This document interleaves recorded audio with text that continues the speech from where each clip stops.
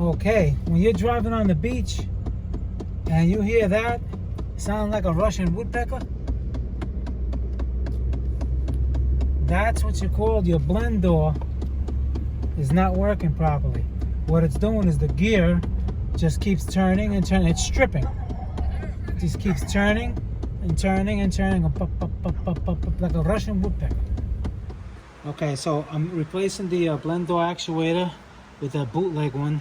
It failed within a couple of days. See, this is a factory one. It says Ford Moco on it. You know, it's a factory one. Comes in a factory bag. A lot of times these are fake too. You know, you gotta be careful. But this I got at a dealership, so it's real. All right, basically this thing goes inside the box that turns the blend door hot or cold, and inside there's a gears, and this is a little motor here. There's a big gear here, and the gear strips. The cheaper ones, they just make them from China, wherever the hell they come from, and they just, you know, I'm kind of a little aggravated because it's a pain in the neck to do this. You know, they shouldn't even sell junk. I mean, the one I bought, I shouldn't have bought it, but I bought it in a pinch, figuring it'll last, for $20. This was $26, and it's a factory one. Okay, so anyway, first thing you do, if you have a column shift, you don't have to, obviously you're not going to have a center console. It's easy to do a column shift. But I have a floor shift, so you have to move the console out of the way so you can get to the behind this. On my other video I show that there's a screw here in order to pull the trim off. You don't have to pull the trim all the way out on this side to save a little time. So first step is to take the trim off. Just use a claw hammer. Not a claw hammer, a claw. And you pop it and then you slide it forward. Make sure you don't break this. This is a tab. You don't want to just pull this out, you'll break it. Alright. Then there's an 8mm screw here. That has to come out. And then the back screw, 8mm, it's in there, in that hole. In that hole. You take that one out, and the same thing on the other side. That is obviously is the same bolt on the other side, front and back.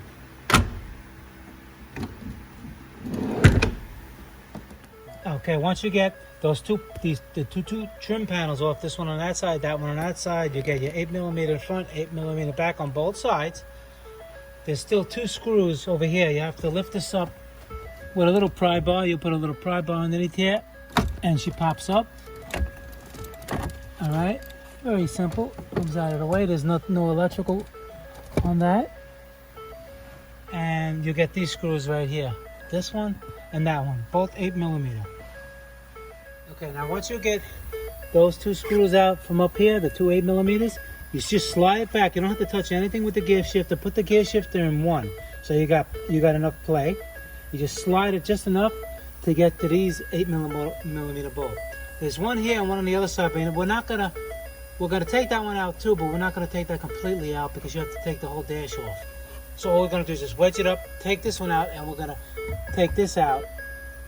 I'll show you how to do that. So just basically just take this bolt off, 8mm, and then up on the top, over there. Okay. Now once you get the these bolts out of here, it's actually 7mm, not 8mm. On this side, and one on this side. Over here. And one here. This one we're gonna pop out, but we're not gonna take it all the way out. This one, because you can't really take this out unless you take a lot more things out, and you don't really need to do that. This one we're gonna take out. Okay, but before we do that, you lift up this thing. It's a little rubber thing, a little screwdriver, you pop it up, and there's another two screws here, 7mm screws, take those out. Okay, so Yeah, I said that you have to take this one out. We're going to try to do it without even taking it out, because you still have to take this plastic bezel from the instrument cluster. This instrument cluster has 2 screws to take this little plastic piece out. But being that it's pretty much out, let me show you over here. What we're trying to clear is this little tongue that goes inside this little slot, because we're taking the radio whole control thing out. I think it'll come out without even taking it out any further than that. But of course, you still had to take the bolt off on the bottom, on both sides. So let's just try this and see what happens. Okay, so we got those panels loose. We're going to try to do it without taking it all the way off this one. And then what you do is you go on the bottom, and you just pull this out. It's just with push pins. You pop it out. You see the pins right there?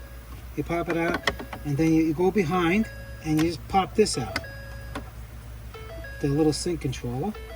You disconnect these 2 wires, and in the back over here, there's right here, there's another 8mm screw.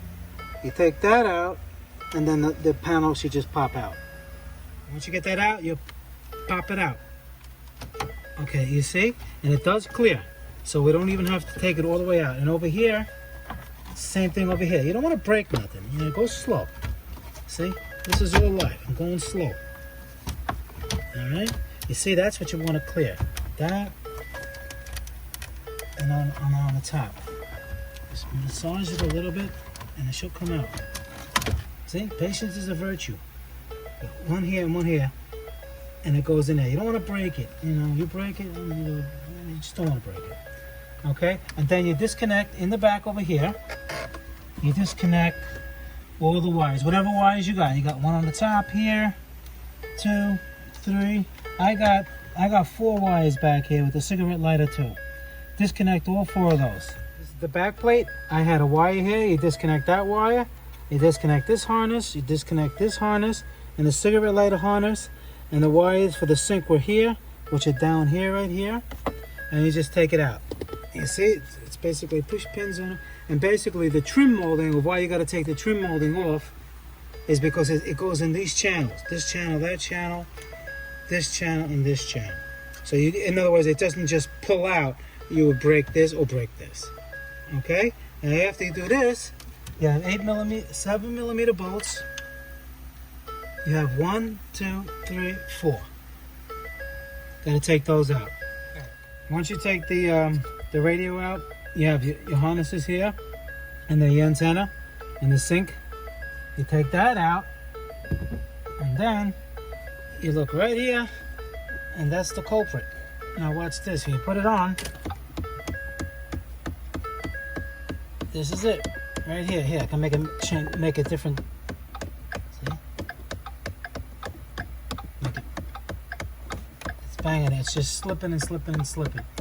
So what you have to do is you got to take this screw out. 7mm was not a problem, but there's also one in back there. It's buried. You will have to try to get that through the glove compartment. You're going to take the glove compartment down. You got to back away. You got to take the glove compartment down and put your hand in the back and try to get a wrench on the back. I did it. That's the hardest part of this whole job. And once you take those 2 screws out, there's an electrical connector. Let me show you. This is the new one, basically. It's something like that. You take this electrical connector out. You got 1 screw here, which is this screw there, and then 1 screw back here, which is this thing is in the way. This support beam over here. But you know, a little bit of finesse, you'll get it out. Okay, so to take the glove compartment down, there's little tabs right here. You just pull them in, 1 and 2, and she comes down. Very simple. Now you'll see that you'll see the blend door. Where am I? Is this it? Is my hands on it? And that's the blend door. And I could feel the back bolt. So, you know, you have to get a wrench on there. I'm gonna use this little quarter inch with a 7mm to unscrew. Okay, this is the blend door motor. That bolt took about a half an hour to get out with a quarter inch ratchet and a 7mm socket from the glove compartment. All right, this is the failed piece. Now we'll see why this thing failed. I like to know why, because if you don't know why something failed, you won't know how to fix it.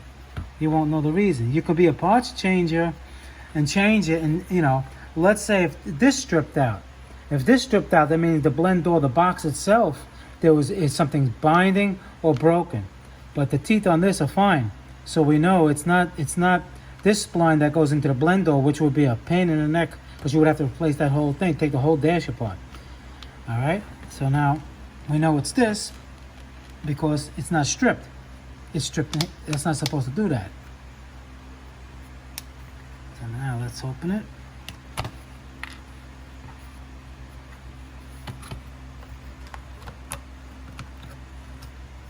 That's what I love to do. Not only do I find the reason, I want to know how it works, 100%, what it's made out of. Okay. All right. Just take this off. So basically, there's the little motor. Okay. And here, the teeth. You see the teeth? Right here.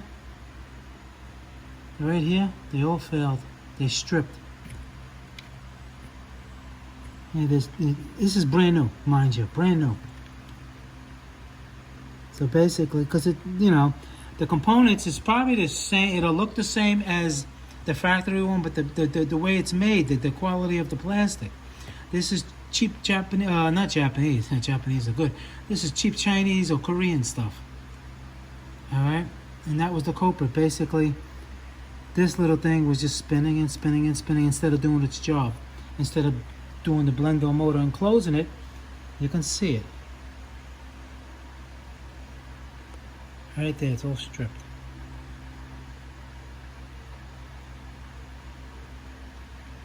Alright, so and that's the reason why it failed. Alright, so basically what you do is you put the blend door motor back in, you get that hard bolt nut screw first, then the front one is easy, and then you just reverse the process of removal and you're complete. That's basically it. Alright guys, this is Motorcar Nut 2020. You have any comments, just leave them below, and I'll see you guys later. Take it easy.